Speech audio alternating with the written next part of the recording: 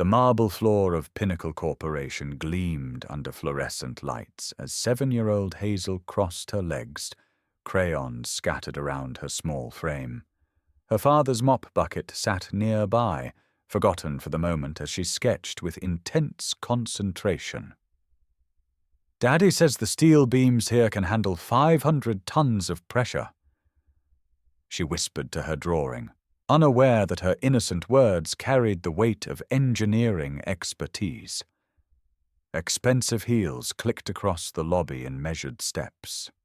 CEO Victoria Sterling had heard those exact technical specifications before, but never from the lips of a child whose father pushed a janitor's cart through her building every night. Victoria's manicured fingers tightened around her briefcase handle. Her breath caught in her throat. Those weren't random numbers a 7-year-old should know. Her eyes darted from the little girl to the humble man in coveralls, wiping windows in the distance, then back to the child who had just shattered everything Victoria thought she knew about the people who worked in her building. 4 hours earlier, Robert Mitchell's alarm clock had screamed at 4 a.m, cutting through the darkness of his cramped studio apartment. His weathered hands fumbled for the snooze button, muscles aching from yesterday's shift. The coffee maker gurgled to life, filling the small space with the bitter aroma of cheap grounds. Hazel stirred in her makeshift bed, a collection of couch cushions arranged near his fold-out cot. "Morning, sunshine," Robert whispered, smoothing her tangled hair. The babysitter had called in sick again, leaving him with an impossible choice. He couldn't afford to miss another day of work, not with rent due tomorrow and Hazel's prescription running low. Robert pulled out a worn cardboard box from beneath his bed, hands trembling as he lifted the lid. Inside lay his past life, carefully preserved like artifacts from another world. The laminated ID badge read, "Robert Mitchell, Structural Engineer, Sterling Construction." His fingers traced the edges of his old business cards, remembering conferences where his designs had drawn applause from industry leaders. 7 years ago, when Sterling went bankrupt overnight, Robert's career had crumbled with it. No references, no connections, no way to prove his worth to skeptical hiring managers. The construction industry had moved on without him, leaving him invisible. "What's that, Daddy?" Hazel's sleepy voice broke through his memories. Robert quickly closed the box, forcing a smile he didn't feel. "Just old papers, sweetheart. Nothing important." But Hazel's curious eyes had already spotted the engineering textbooks stacked behind the box. During their evening talks, Robert found himself explaining building structures, using simple terms that somehow made complex concepts digestible for a 7-year-old mind. Her questions grew more sophisticated each night, her drawings more detailed. She absorbed technical knowledge like a sponge, turning their cramped apartment into an impromptu classroom. Robert never imagined these conversations would follow them beyond their 4 walls. The Pinnacle Corporation building stretched 43 stories into the Seattle sky, its glass facade reflecting the early morning sun. Robert had worked here for 5 years, arriving before dawn and leaving after midnight, invisible to the executives who walked these halls. His supervisor, Jim Patterson, barely acknowledged his existence beyond barked orders and constant complaints. The pay was barely enough to cover their basic needs, but it was steady work with health insurance. Robert couldn't risk losing it, no matter how much the job grated against his former identity. Every night, he polished these floors where he once might have walked as an equal. Hazel's hand slipped into his as they entered through the service entrance, her wide eyes taking in the soaring atrium and marble columns. "It's like a castle, Daddy," she breathed, unconsciously lowering her voice in the cathedral-like space. Robert's throat tightened as he remembered the first time he'd seen architectural plans for buildings like this one. The mathematical beauty of load distributions and stress calculations had excited him then. Now, these same structures served as daily reminders of everything he'd lost. He settled Hazel in a quiet corner near the elevator bank, spreading out her coloring books and crayons. "Stay right here, baby. Daddy has to work." Victoria Sterling's heels announced her presence long before she appeared, each step echoing with the authority of someone accustomed to commanding rooms. At 41, she had built Pinnacle Corporation from a small architectural firm into a multi-million-dollar empire. Her pewter-grey suit was perfectly tailored, her dark hair pulled back in a style that suggested both elegance and efficiency. She prided herself on knowing every detail of her business, from quarterly projections to the names of her key employees. The cleaning staff, however, remained largely anonymous to her.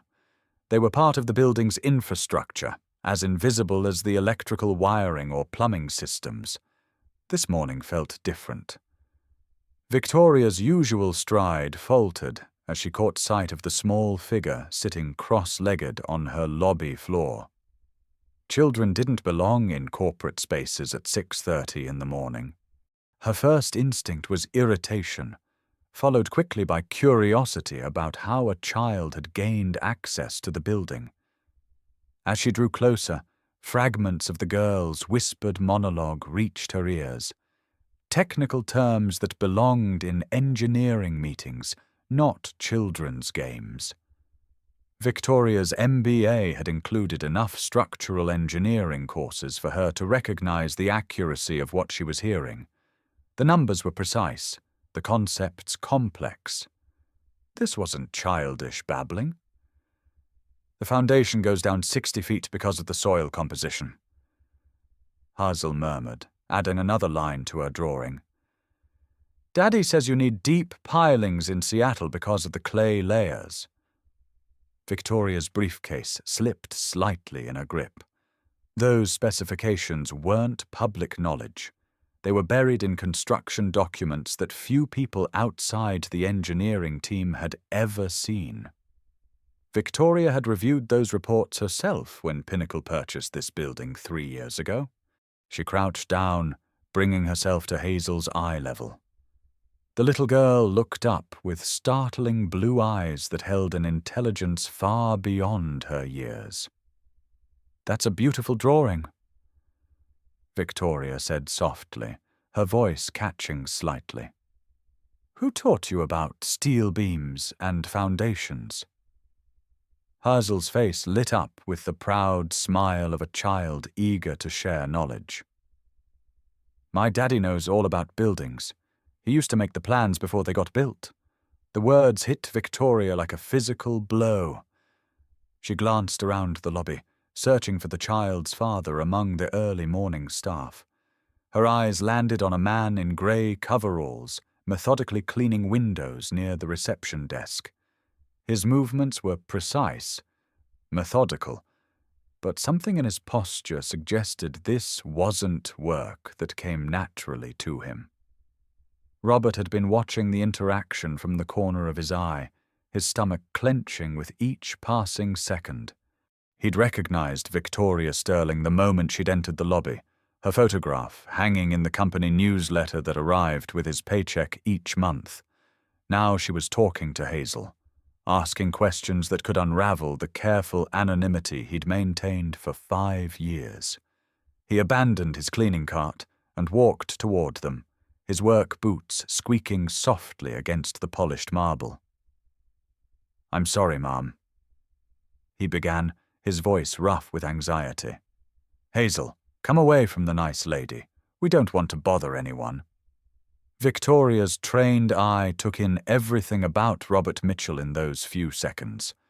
The way he carried himself suggested education and confidence that didn't match his current occupation.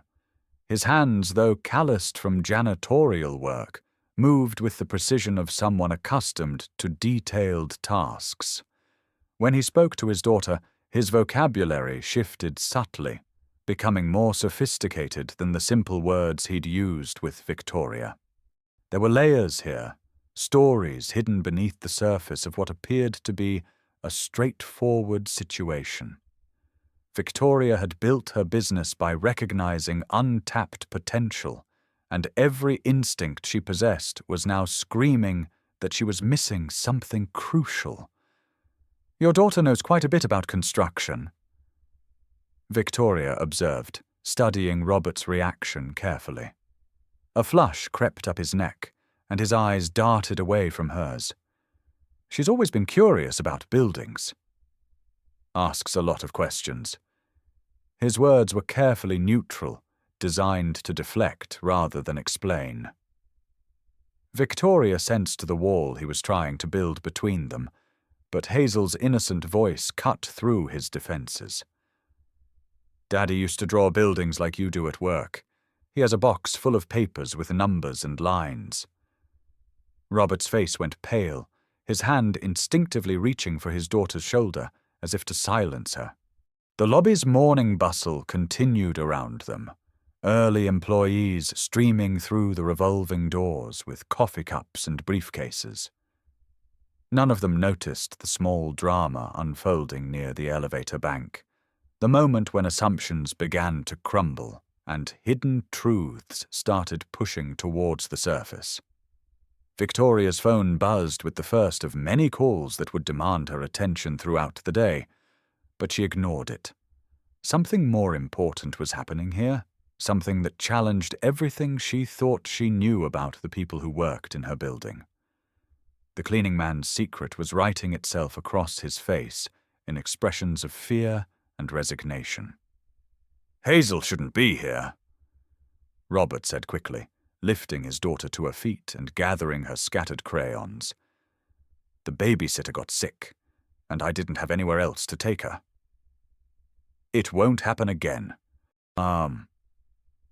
Victoria watched him stuff coloring books into a worn backpack, noting the care he took to ensure nothing was left behind. His movements were efficient, practiced, like someone accustomed to making quick exits when situations became uncomfortable. But Hazel's small hand shot out, pointing to the architectural drawings displayed behind glass on the lobby wall. "Daddy, those look like your old papers." The words hung in the air between them like a challenge. Robert's jaw clenched, and Victoria saw him make a decision that seemed to cost him something. "Those are just building plans, sweetheart." Lots of people make plans like that. But his eyes lingered on the drawings with an expression that spoke of familiarity, of understanding that went beyond casual observation. Victoria moved closer to the display case, pretending to examine the architectural renderings while actually studying Robert's reflection in the glass.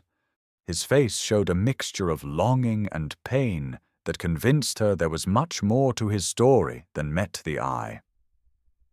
A commotion near the reception desk interrupted the moment as Jim Patterson, the building supervisor, approached with his usual scowl. "Mitchell! What's that kid doing here? This isn't a daycare center!" His voice carried across the lobby, drawing curious looks from passing employees. Robert's shoulders tensed, and Victoria saw him shrink slightly under the verbal assault. "I'm sorry, Mr. Patterson, emergency situation. She'll be gone in a few minutes." Patterson's face reddened as he launched into a tirade about regulations and professionalism, his words growing harsher with each sentence. Hazel pressed closer to her father's leg, her earlier confidence evaporating in the face of the angry man's shouting. Victoria felt something cold settle in her chest as she watched the scene unfold. Patterson's behavior was inappropriate by any professional standard, but what troubled her more was Robert's response. He accepted the verbal abuse without defending himself, as if he believed he deserved it. There was a resignation in his posture that spoke of countless similar encounters, a man who had learned to make himself smaller to avoid conflict. Victoria had built her career on recognizing talent and potential, but she was realizing how much she'd overlooked by focusing only on the executives and managers in her orbit. The people who kept her building running remained invisible to her, their stories untold. "Mr. Patterson." Victoria's voice cut through the supervisor's rant like a blade, quiet but carrying unmistakable authority. "I was just having an interesting conversation with Mr. Mitchell and his daughter. Perhaps we could continue this discussion in private." Patterson's face went from red to white in the span of seconds as he recognized his CEO. He stammered apologies and excuses, but Victoria's attention had already shifted back to Robert and Hazel.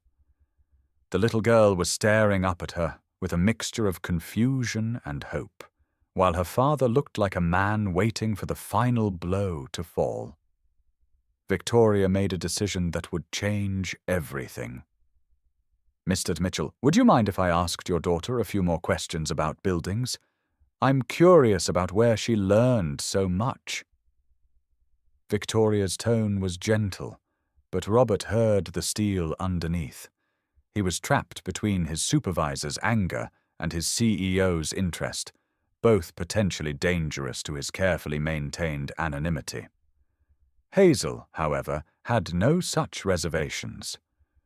"I know about concrete strength and wind load calculations, too," she announced proudly. "Daddy says tall buildings have to sway a little bit or they'll break." Victoria's breath caught in her throat. Those weren't concepts a 7-year-old should understand, let alone explain with such casual accuracy. The silence that followed Hazel's words was deafening. Patterson looked confused, unable to process how a janitor's daughter could possess technical knowledge that he himself didn't understand. Victoria's mind raced through possibilities, each more intriguing than the last. Robert stood frozen, watching his carefully constructed world begin to unravel thread by thread. He'd spent 5 years hiding in plain sight, and now his daughter's innocent words were shining a spotlight on everything he'd tried to keep buried.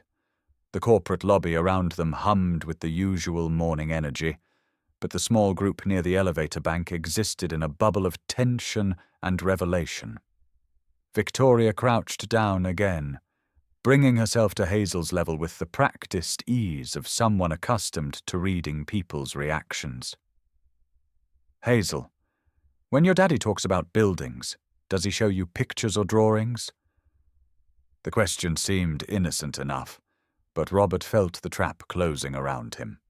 Hazel nodded enthusiastically, unaware of the dangerous ground she was treading. "He has a whole box of papers with triangles and numbers. He tells me stories about making buildings that won't fall down even in earthquakes." Each word drove another nail into the coffin of Robert's secret life. Robert's hands began to shake as he realized there was no way to retreat from this conversation without raising more suspicions. Victoria's questions were too pointed, too informed for casual curiosity. She knew enough about engineering to recognize the significance of what Hazel was saying. His daughter's innocent pride in his hidden knowledge was about to destroy the carefully constructed anonymity that had protected them for 5 years. "Hazel, we need to let Miss Sterling get to work," he said desperately, reaching for his daughter's hand. But Victoria's next words stopped him cold. "Actually, I'd very much like to continue this conversation. Mr. Mitchell, would you be willing to take a break from your duties this morning? I think we have more to discuss than I initially realized." It wasn't really a request, and they both knew it. Robert felt the weight of his hidden ID badge in his wallet, the physical evidence of everything he'd been trying to escape. 7 years of running from his past had led him to this moment, standing in the lobby of a building he once might have designed, facing a woman who was beginning to see through his carefully maintained disguise. The game was up, and they all knew it. Victoria led them to a small conference room adjacent to the main lobby, the kind of space typically used for client meetings and sensitive discussions. Robert's work boots felt foreign against the plush carpeting, his coveralls incongruous among the leather chairs and mahogany table.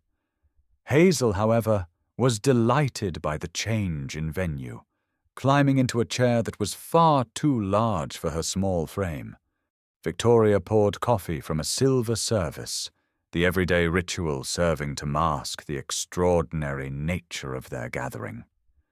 The morning sun streamed through floor-to-ceiling windows, illuminating dust motes that danced in the charged air between them. "Mr. Mitchell," Victoria began, her voice careful and controlled, "your daughter demonstrates a remarkable understanding of structural engineering principles. That kind of knowledge doesn't develop in a vacuum."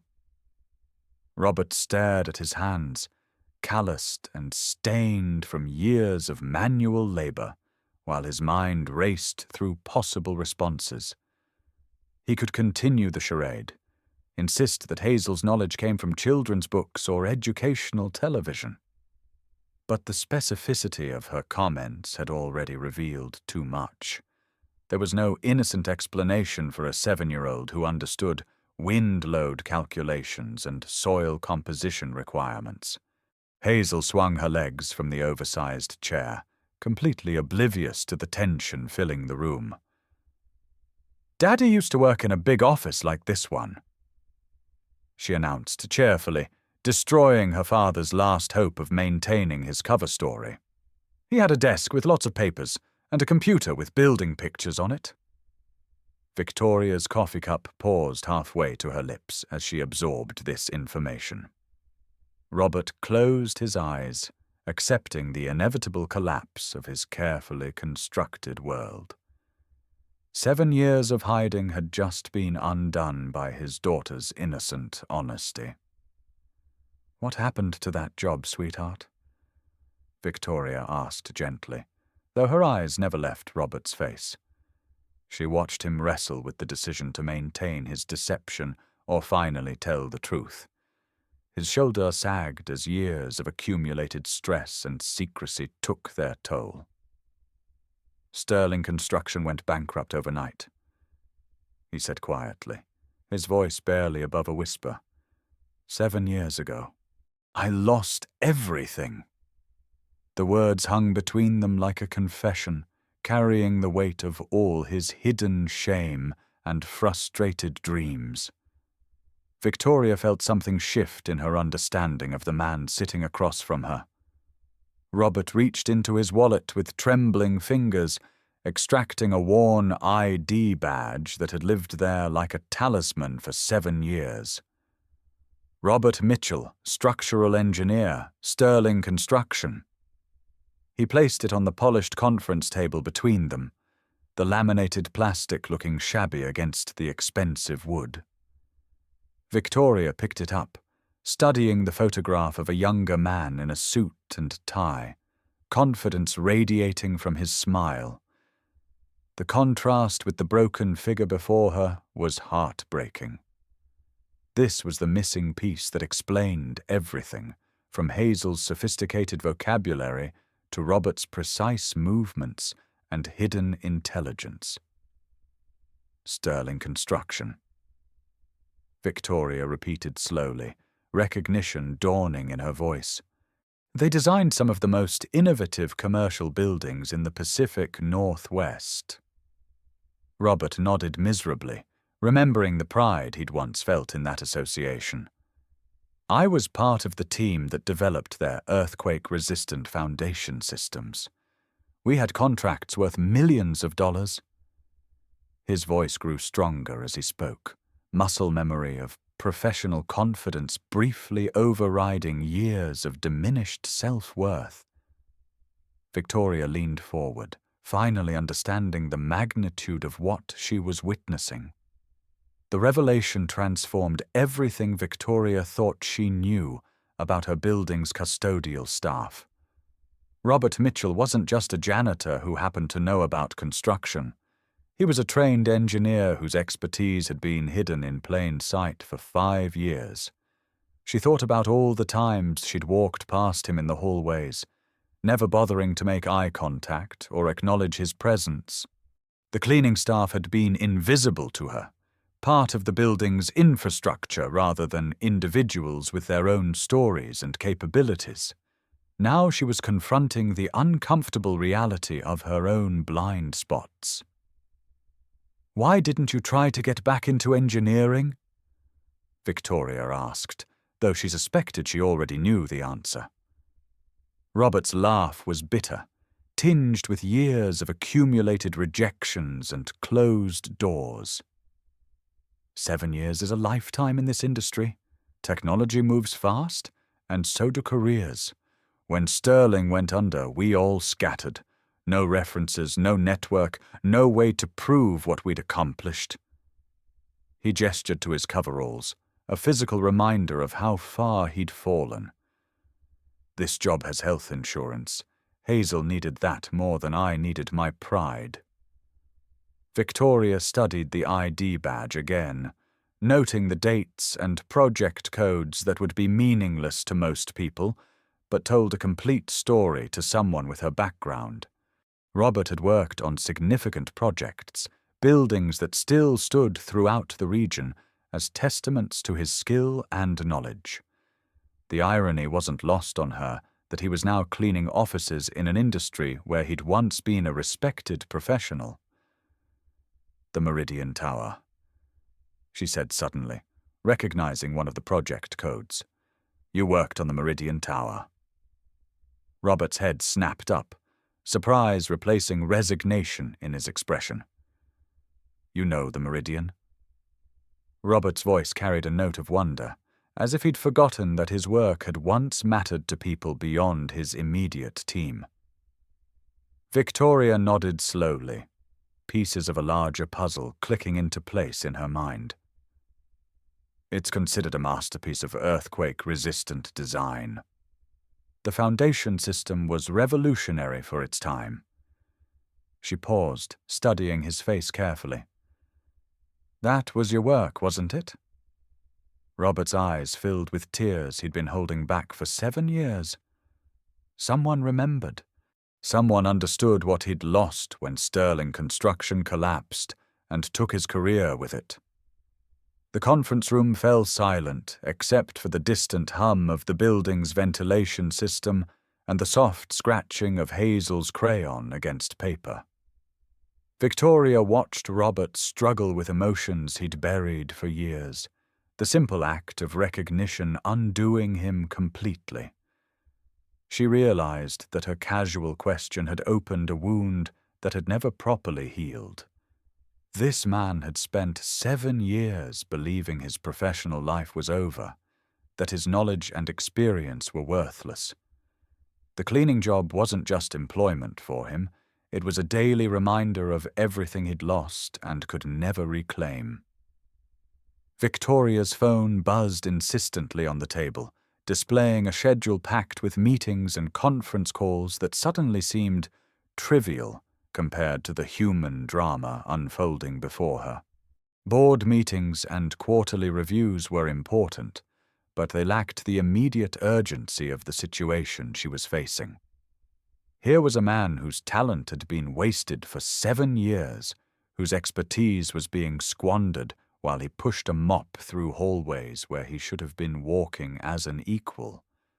The business implications were staggering, but the human cost was what truly motivated her next decision. "Mr. Mitchell," Victoria said slowly, her voice carrying the weight of careful consideration. "Pinnacle Corporation is always looking for experienced engineers. Our current expansion projects require exactly the kind of expertise you demonstrated at Sterling." Robert's head jerked up, hope and disbelief warring in his expression. "I couldn't ask for special treatment?" he began, but Victoria held up her hand. "This isn't charity. This is recognizing talent that's been hiding in plain sight." She glanced at Hazel, who was still drawing contentedly, oblivious to the life-changing conversation happening around her. The offer hung between them like a bridge spanning 7 years of lost opportunities and shattered dreams. Robert stared at Victoria, searching her face for any sign that this was some kind of cruel joke or misguided pity. But her expression was serious, professional, the look of someone making a business decision based on practical considerations rather than emotional impulses. "I'm out of practice," he said weakly, the protests automatic after years of believing his career was over. "Technology has changed. I'd need time to catch up." Victoria smiled, the first genuine expression of warmth he'd seen from her. "Time is something we can provide. Training, continuing education, whatever you need to bring your skills current." Victoria leaned back in her chair, already envisioning the possibilities. "Your foundation work alone could revolutionize our approach to seismic safety, and having someone with your background review our current projects could save us millions in potential structural issues." She paused, letting the implications sink in. "This isn't about doing you a favor, Mr. Mitchell. This is about doing what's right for Pinnacle Corporation." Robert felt something he hadn't experienced in 7 years, the stirring of professional excitement. The possibility that his knowledge might matter again, that his expertise could contribute to something meaningful beyond maintaining other people's buildings. He thought about the current construction projects happening throughout Seattle, the innovative techniques being developed while he'd been relegated to the sidelines. "I'd need to study," he said quietly, hope beginning to overcome disbelief. "Codes have changed. Materials have evolved. I'd have to prove I could still do the work." "We'll start with a consulting position," Victoria offered, her mind already working through the practical details. "Part-time initially, while you get back up to speed. Full benefits, education allowance, whatever you need to transition back into engineering." She gestured to Hazel, who had finished her drawing and was now listening to their conversation with the focused attention of a child who sensed something important was happening. "And we have an excellent childcare program for employees. Hazel would be welcome here during school breaks and emergencies." The transformation in Robert's posture was immediate and dramatic. His shoulders straightened, and for the first time since Victoria had met him, he looked her directly in the eyes. "Are you serious?" The question carried 7 years of suppressed hope and desperate longing. Victoria nodded firmly, her decision crystallizing into unshakable resolve. "Completely serious. Talent like yours doesn't just disappear because of corporate bankruptcy. It's been wasted for too long." She stood up, extending her hand across the conference table. "Welcome back to engineering, Mr. Mitchell." As Robert shook Victoria's hand, Hazel looked up from her drawing with the satisfied expression of a child who had accomplished something important. "Daddy, does this mean you get to make building plans again?"